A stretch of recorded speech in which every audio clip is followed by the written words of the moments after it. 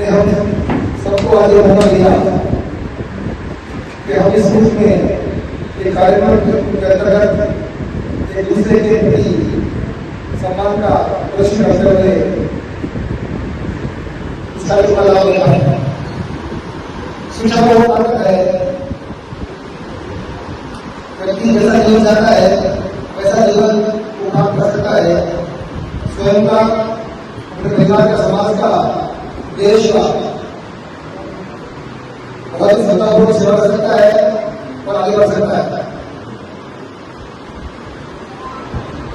संस्था 92 से चल रही है, तब से लेकर अब तक हर वर्ष बच्चे बढ़ा रहे हैं, बढ़ा रखते हैं। लेकिन इस वर्ष हमें बहुत खुशी होती है इस बात की कि हमारे छात्र साथियों का गार्जियन द्वारा हमको उनके घर में बुलाकर इस प्रकार समारोहपूर्वक हम सबका स्वागत किया जा रहा है। तो जितने बच्चे बैठे हैं, जितने युवा बैठे हैं, तो किसी न किसी रूप में शिक्षा से जुड़े हुए हैं। तो मैं आप सबसे इस अवसर पर यही कहना चाहूंगा कि आप अपने बच्चों को अच्छी शिक्षा दिलवाएं ताकि उनका जीवन स्तर कुछ इस तरह का हो, दूसरा जीवन कर सके और परिवार का नाम रोशन करें और समाज सेवा करें। हम सब पर एक बहुत बड़ी जिम्मेदारी है कि जैसा जीवन हमको मिला है, जैसा समाज हमको मिला है, इसको हम किस रूप में अपनी आने वाली पीढ़ी को सौंप कर जाते हैं। आप सभी का, पूरे समाज का, सभी बच्चों का आपको धन्यवाद। जय हिंद, जय भारत। टैलेंट हंट एग्जाम आयोजित करवाया गया था। उस परीक्षा में कक्षा 10 में लगभग 550 विद्यार्थियों ने भाग लिया। उसमें इसकी रैंक नहीं आई। ये जरा सा हताश हो गया था उस चीज को लेकर कि भाई मेरी रैंक नहीं आई, मैं पढ़ रहा हूँ, क्लास में नंबर भी अच्छे आ रहे, लेकिन फिर भी मेरी रैंक नहीं आई। परीक्षा से एन पहले इस तरीके का परिणाम आना, उसको निराशा की स्थिति में जाना, लेकिन उसके बावजूद इसने तीसरी रैंक पर है, 93 और हिंदी माध्यम में प्रथम रैंक पर है। ये बहुत बड़ी उपलब्धि की बात है। एक सेटबैक होने के बावजूद इसने वापस कमबैक किया और इतना शानदार इसका प्रदर्शन रहा।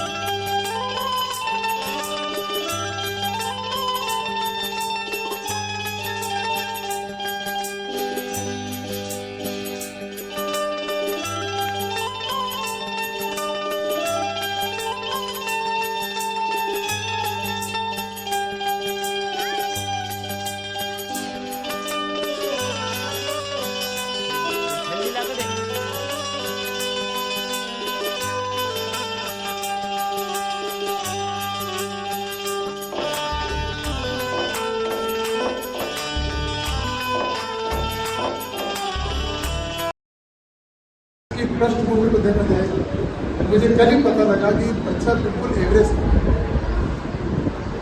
उसको निखारने में पूरा सहयोग संतोष चिकित्सा से मिला, शिक्षा से मिला। मिट्टी सब होते हैं, लेकिन उसको निखारना, उसको रूप देना, ये सब शिक्षक का काम है।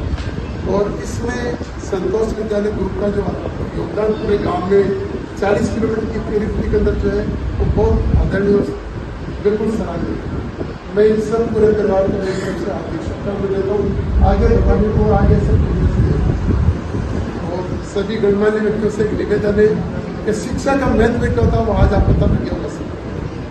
शिक्षा हर घर में जरूरी है, और किसी भी घर की प्रथम पाठशाला जो होती है बच्चे की, वो उसकी माँ होती है।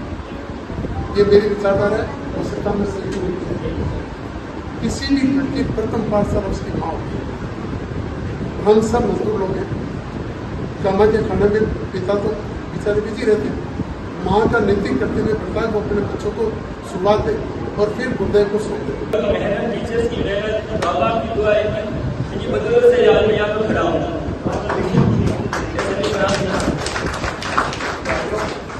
तो ये हमेशा चाहेगा कि मेरे परिवार का ऐसा ही सम्मान होना है, मेरे समाज का ऐसा ही सम्मान होना है, तो मैं निरंतर ये मेहनत करता रहूँ।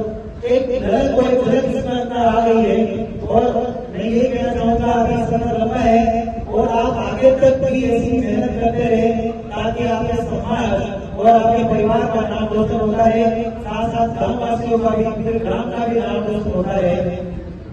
अगर इस देश में शिक्षा अगर सही होगी, हमारे आसपास अगर शिक्षा सही होगी, तो ये जरूर ये देश एक विकसित राष्ट्र बनेगा और हम सब, हमारे आने वाली पीढ़ियां भी एक खुशहाल जिएगी।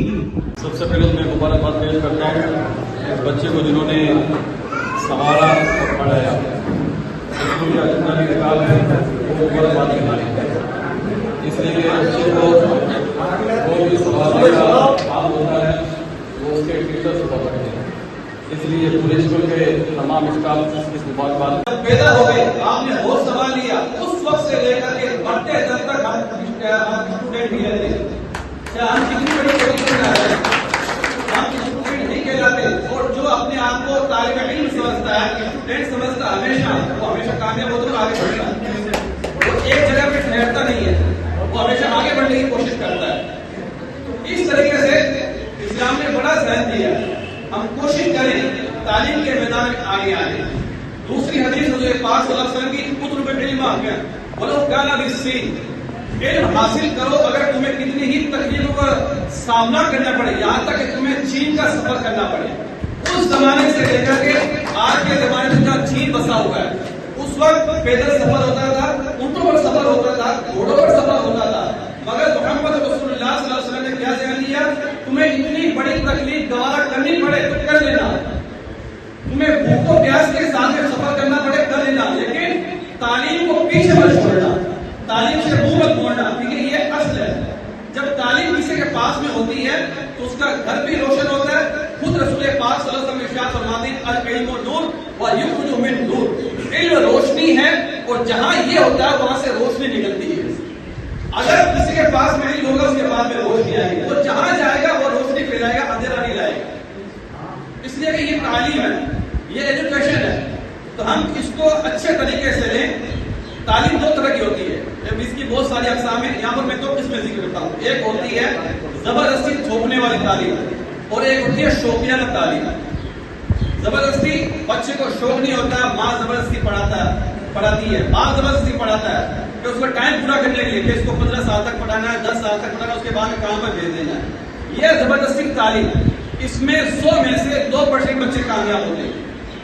एक होती है शौकियाना तालीम कि बच्चे को शौक माँ बाप उसके दिल में उतार देते हैं, उसकी मोहब्बत उतार देते हैं, तो बच्चे को फिर कहने की जरूरत नहीं पड़ती क्या तेरा स्कूल का टाइम हो गया, आज तुझे काम करना है, आज तुझे वहां पर जाना, ट्यूशन जाना है। बल्कि उसके दिल के अंदर शौक होता है, वो खुद अपना बैग लेकर के काम खुद करता है, अपना बैग उठा के स्कूल खुद जाता है। जो शौकियाना तालीम होती है यही आगे जाकर के जुनून की हद तक जाती है। जब जुनून की हद तक जाती है तो फिर उसको कामयाबी से कोई नहीं रोक सकता। मैं आप तमाम हज़रात का शुक्रिया अदा करता हूँ और उम्मीद करता हूँ कि हज़रात तालीम के ऊपर बहुत ज्यादा जोर देंगे। आज इस परिसर में उपस्थित समस्त जो भी महानुभाव मेरे समक्ष बैठे हैं, संतोष शिक्षण समूह जिसका मैं भी किसी समय एक हिस्सा रहा हूँ, कहीं ना कहीं मैंने भी वहाँ से अपनी संभावनाओं को तलाशा और आगे बढ़ा। मैं सर्वप्रथम तो धन्यवाद देना चाहूँगा आप सबका, जिन्होंने इस पुनीत कार्यक्रम में मेरी उपस्थिति के लिए मुझे चुना और मुझे सौभाग्य दिया कि मैं आपका मेहमान बनूं। आपकी मेहमान नवाजी के लिए सबसे पहले आपका शुक्रिया अदा करता हूं।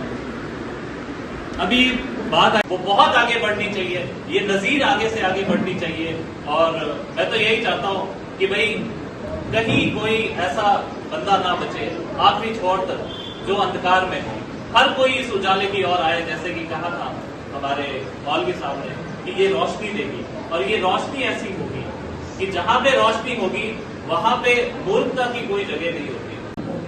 जो शिक्षा की जो प्रथम जो होती है वो माँ होती है और मैं इस जगह सच हूँ, ये आत्मविश्वास की बात होती है और आत्मविश्वास व्यक्ति का तभी बढ़ता है जब उसके पास शिक्षा होती है।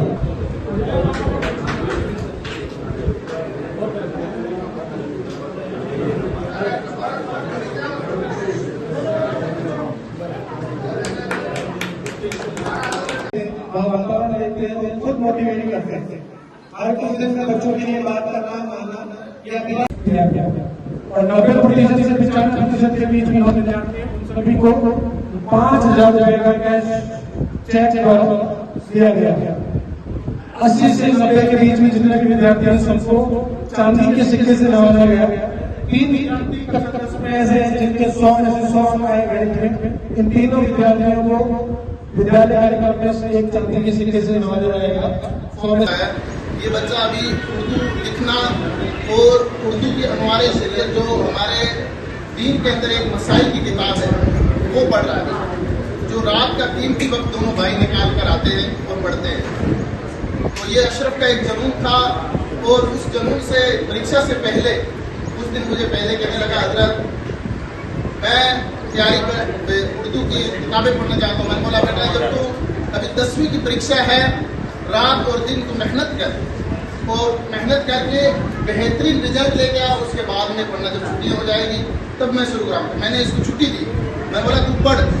तो भी इस बच्चे का दूसरा जुनून कि ये बच्चा जैसे स्कूल की तालीम में पाबंद था, या उनके तमाम टीचर बैठे हैं, उनके गुरु बैठे हैं, क्योंकि उस बच्चे का आना जाना वक्त का पाबंद। इसी तरीके के साथ साथ इस बच्चे का एक जुनून और भी है, वो है नमाज का। शायद आप टीचरों को मालूम नहीं होगा, मुझे मालूम है।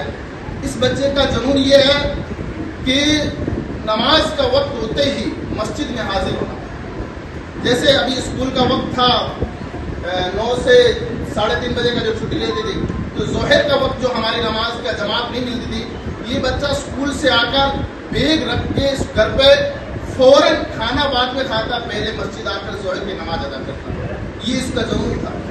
और तालीम जो ये बड़ी ही हमारे देश हिंदुस्तान की गंगा जमनी तहजीब पर एक आप गौर करो, पीछे जाइए 200 साल 400 साल, ये हिंदुस्तान को तालीम एक ऐसी चीज थी जिसने गंगा जमनी तहजीब में सरफराज करवाया। आप हो गए उसमें आपको मैं बता दूं कि अगर हैदराबाद में अल्लामा अशफाकुल्लाह खान साहब और भगत सिंह थे तो कौन थे? दोनों तालीम से आफ्ताब थे।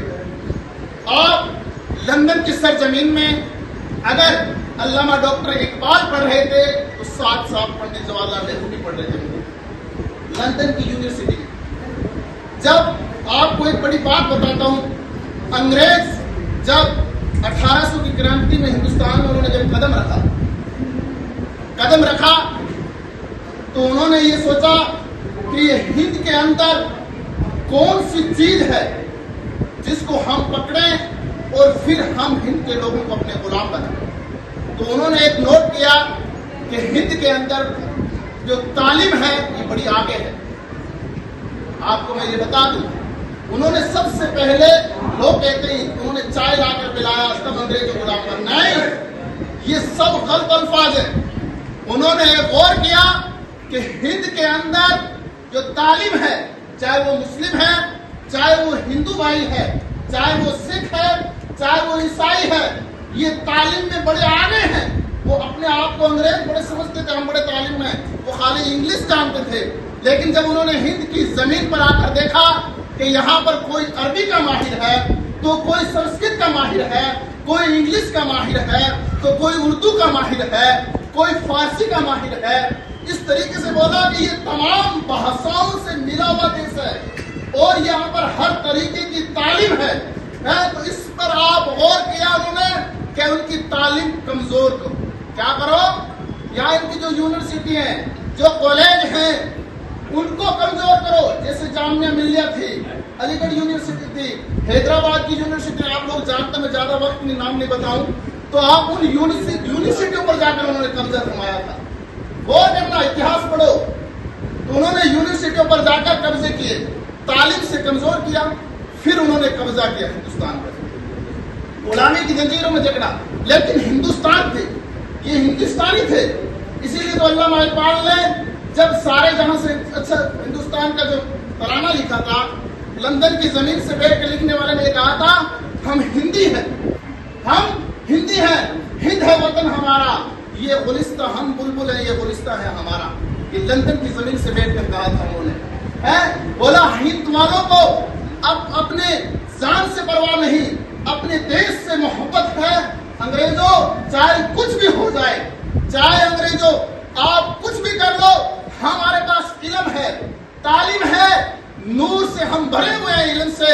आप किसी भी भाषा से हमें आइए, हम पंजाबी भी जानते हैं, हम हिंदी भी जानते हैं, हम इंग्लिश भी जानते हैं। इन बातों से जब उन्होंने सोचा, जब ये अंग्रेजों के दम और दम रह गए, आखिर जब क्या हुआ, देश आजाद हुआ। देश सन 15 अगस्त 1947 को जब आजाद हुआ, फिर भी हम इल्म में उस टाइम भी बड़े अंग्रेजों से आगे थे। ये भी आपको मैं नोट कर लूं, अगर आगे ना होते, पूरा वर्ल्ड उठाकर देख लो आप, पूरा वर्ल्ड, किसी भी कंट्री को उठाकर देख लो, अगर संविधान सबसे बड़ा है तो वो हिंदुस्तान का है। किसका? हिंदुस्तान का है, जिसके प्रमुख अध्यक्ष डॉक्टर सुभाष चंद्र बोस साहब को बनाया गया था। लिखने वाले, हमारा संविधान को लिखने वाले डॉक्टर भीमराव अम्बेडकर, ये कहाँ थे, कौन थे? तालीम, अल्लामा इकबाल, तालीम, अल्लामा फजल खैराबादी, तालीम। आपको एक और बात बता दूं, जब अंग्रेजों का राज था हमारे हिंदुस्तान पर क्रांति में 150 बरस पहले, तो फिर भी उस वक्त अंग्रेजों की हिम्मत नहीं थी कि हिंद पर बैठकर हम फैसला कर सके। उन्होंने फैसले के लिए अल्लामा फजल खैराबादी और डॉक्टर सुभाष चंद्र बोस जैसों को उनको चुना कि हमारा फैसला करने की बस की बात नहीं है, फैसला कोई कर सके तो वो हिंद के लोग ही कर सकेंगे, क्योंकि ये इल्म से सरफराज हैं। ये तालीम अपने आप को इतना नूर बना देती है, इतना नूर बना देती है कि आने वाले वक्त पीढ़ियां संवरती है इससे, और इल्म हमेशा आगे बढ़ जाता है, क्योंकि तालीम हमारे लिए बड़ी जरूरी है। गंगा जमनी तहजीब हिंदुस्तान के लिए, हमारी जो गंगा जमनी तहजीब बनी गई है, आपको मैं बताऊं, इसके लिए तालीम होना, इल्म होना ये बड़ा जरूरी है। इसीलिए जब हिंद ने हम हिंदुस्तानियों ने दूर जाकर तालीम से दूर हुए धीरे धीरे, तो हम बड़े कमजोर होने लगे, और तालीम से जब हम आगे बढ़ेंगे तो हम फिर कामयाब होंगे, फिर हम पर कोई नहीं हाथ उठाने वाला होगा, कोई हम पर आंच नहीं आने देगा, हम आने नहीं देंगे, क्योंकि कलम एक ऐसा हथियार है। लोग कहते हैं बंदूक है, तोप है, गोला है, मैंने बोला कलम एक ऐसा हथियार है, गोला भी फेल है उसके आगे, बंदूक भी फेल है, उसके आगे बारूद भी फेल है। कलम बड़ा मजबूत हथियार है। कलम से लिखा गया हमारा संविधान आज कितना बड़ा मजबूत है, जो 2 साल से भी ज्यादा दिनों में लिखा गया, 2 साल 11 माह तकरीबन 18 दिन में जो हमारा संविधान लिखा गया, कितना मजबूत है। आज भी दम है। अमेरिका जैसा देश जो अपने आप को सुपर पावर कहलाता है, जो हिंदुस्तान के संविधान की तरफ जब उठता है, देखता है तो वो भी दंग रह जाता है कि हिंदुस्तान के ऊपर आप आंखें ना निकाले, क्योंकि उसका संविधान बड़ा मजबूत है। लिखने वाले कोई ऐसे नहीं थे, बड़े तालीम आफ्ताबों ने लिखा है, इतना बड़ा संविधान है। क्योंकि आपको फिर बता दूं, लोग सोच रहे होंगे कि हिंदुस्तान का संविधान 1 या 2 पन्नों में लिखा गया होगा या 1 या 2 फाइलों में लिखा गया होगा। मैं आपको बता दूं, 1000 से ज्यादा फाइलें, 1000 से भी ज्यादा फाइलें हिंदुस्तान के संविधान की बनाई हुई है। आप किसी देश के संविधान को उठा लो, 4 से 5वीं फाइल नहीं मिलेगी आपको। किसी देश के संविधान की 4 से 5वीं फाइल नहीं मिलेगी।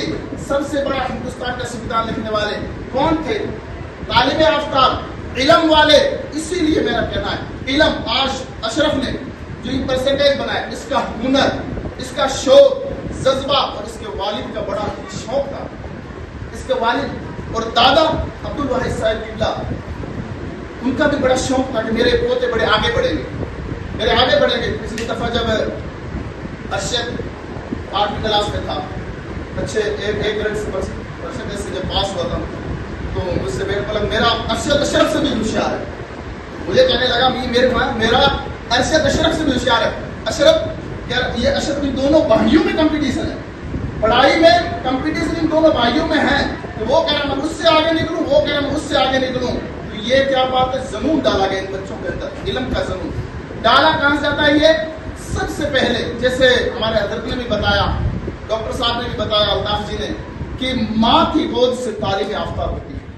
जब घर से हम बच्चों को शौक डालें, इल्म का डालें, हम अगर, क्योंकि जैसे बच्चा है ना, छोटा होता है, उसको जिस ले में डाल दिया जाएगा, जिस ले में, उसी ले पर वो चलेगा। अगर उसको अच्छी शिक्षा देकर, अच्छे शौक देकर, उसको तालीम की तरफ, बड़ों का अदब, अपने से छोटों पर शफकत का हाथ रखने का हमने सिखा दिया, तो फिर वो बच्चा आगे उसी तरीके से बढ़ेगा। अगर हमने उसे गंदे अखलाक घर के माहौलों में बदल दिया अलग अलग तरीके से, तो फिर वो उसी हालात में चलेगा। आए हुए तमाम लोगों से मेरी गुजारिश है कि आप भी, हर एक बच्चा अपना किरदार बदल सकता है। तारीख बदलती है, तारीख बदलती है, और आप ऐसा कोई बच्चा नहीं, लोग कहते हैं फला बच्चे का दिमाग नहीं चलता, फला का नहीं चलता, फला। मैं कहता हूं दिमाग सबके पास है, दिमाग सबके पास है, उसको यूज करने को कराने वाला और सामने करने वाला होना चाहिए। बस ये देखो, संतोष विद्यालय के तमाम स्टाफ ने अशरफ पे मेहनत की, इस पे इसका जुनून डाला, ये इसका दिमाग को यूज लिया, इस बच्चे का दिमाग कहां तक जा रहा है। आज मैथ में 100 में से 100, तो ये जुनून दिमाग को चलाया गया, उसी तरीके से उसके बाप ने भी चलाया। यहां तक आप सहमत ना रहे, जितने भी बाहर से लोग आए हैं कि स्कूल से या मदरसा से पढ़ाकर हमें भेज दिया और हम घर पे नहीं। आप अपने बच्चों को घर पे आने के बाद, हमारे पास तो 5 से 6 घंटे तक रहते हैं, 24 घंटे में से हमारे पास तो 5 से 6 घंटे तक रहते हैं, 18 से 17 घंटे आपके पास आपका बच्चा रहता है।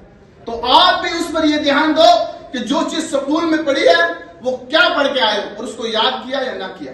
ये आप माँ बाप का फर्ज है, हर माँ बाप पर यह फर्ज है कि अपना आपका बच्चा बेहतरीन हुनर सीखे, बेहतरीन इल्म सीखे और आपका बच्चा आगे बढ़े, आपका नाम रोशन करे, आपका परिवार का नाम रोशन करे, आपकी कौम का नाम रोशन करे और आपका गांव का नाम रोशन करे। यही अशरफ ने किया।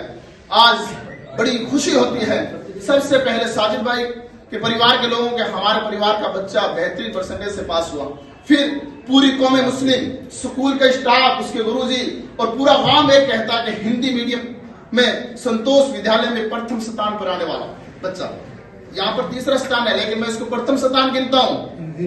देखना कि वो 2 बच्चे इंग्लिश मीडियम के आगे वाले, ये भी याद रखना। अशरफ हिंदी मीडियम से और हिंदी मीडियम से प्रथम स्थान पर अशरफ पूरे स्कूल में। और शायद तक मैंने जो रिजल्ट देखा, कमल का भी देखा, लगभग शायद रिया में प्रथम स्थान हो, रिया में प्रथम स्थान है हिंदी मीडियम में। ये बात है, तो ये जुनून है।